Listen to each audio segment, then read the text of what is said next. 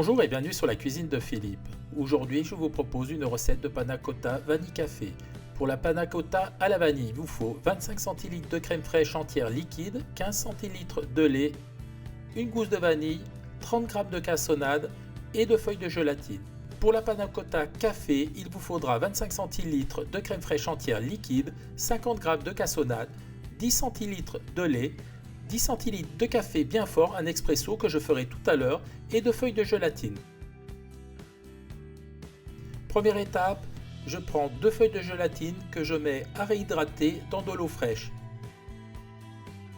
À présent, on s'occupe de la gousse de vanille. On la met à plat sur un plan de travail et à l'aide du dos d'un couteau, on la lisse de façon à ce qu'elle soit bien plate.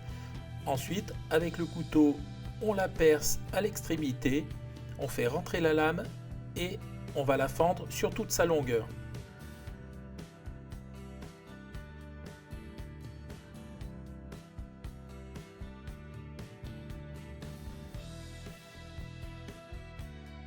Toujours à l'aide du dos du couteau, je vais gratter l'intérieur de la gousse de façon à récupérer les graines.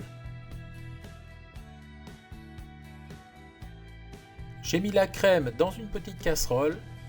J'y rajoute les 15 cl de lait. Ensuite, je vais mettre la cassonade.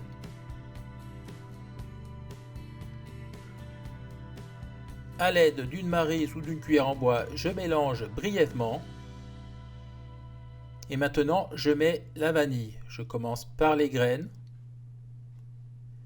Et je vais également mettre la gousse qui va infuser et libérer les arômes. Ensuite, je mets le tout à chauffer. À feu doux, en remuant, je porte le mélange à ébullition. Lorsque ça bout, je coupe le feu et je vais laisser infuser pendant quelques minutes. Au bout d'environ 5 minutes, je transvase la préparation dans un bol muni d'un bec verseur et je passe le tout au travers d'une petite passette, de façon à récupérer la gousse de vanille et les impuretés. Ma préparation est toujours chaude. À présent, je vais rajouter la gelée. Je récupère les feuilles de gélatine, je les essore dans le creux de la main pour enlever le maximum d'eau. Voilà, comme ceci. Et je les mets dans le récipient. À l'aide d'un petit fouet, je vais mélanger le tout pour dissoudre la gelée.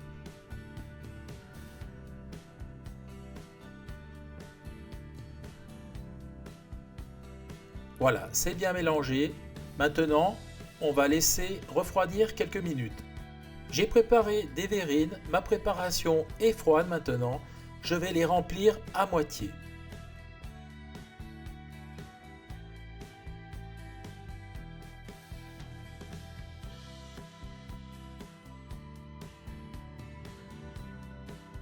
Pour faire une déco sympa, j'utilise une boîte d'œufs. Vous allez comprendre pourquoi.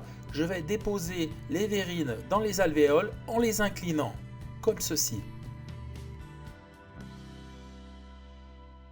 Lorsque la gelée va prendre, la panna cotta sera inclinée et fera une belle déco. Maintenant, on va passer à la panna cotta café. Je réhydrate les 2 feuilles de gélatine dans de l'eau fraîche. J'ai mis la crème dans une casserole, je rajoute la cassonade, je verse également les 10 cl de lait et je vais mettre le café fort. Ici, il y en a environ 10 cl. Maintenant, à l'aide d'un fouet, je vais mélanger le tout.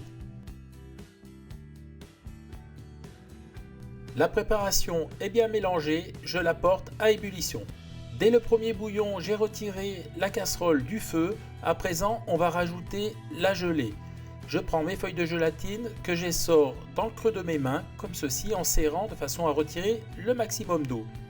Ensuite, je les mets dans la casserole et je les mélange avec le fouet de façon à les laisser dissoudre.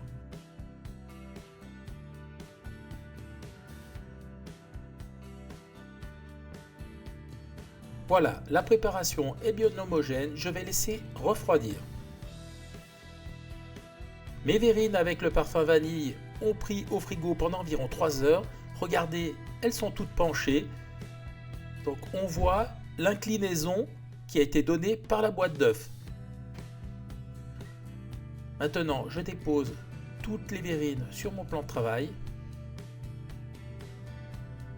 On va rajouter maintenant le parfum café. Alors je mélange pour avoir une couleur bien homogène.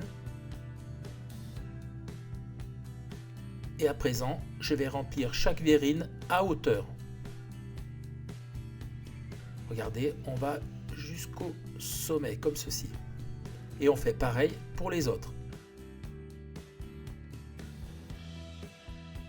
Toutes les verrines sont pleines, ça part au frigo pendant minimum 3 heures. Et bien voilà, la recette est à présent terminée. Regardez comme la panna cotta est jolie.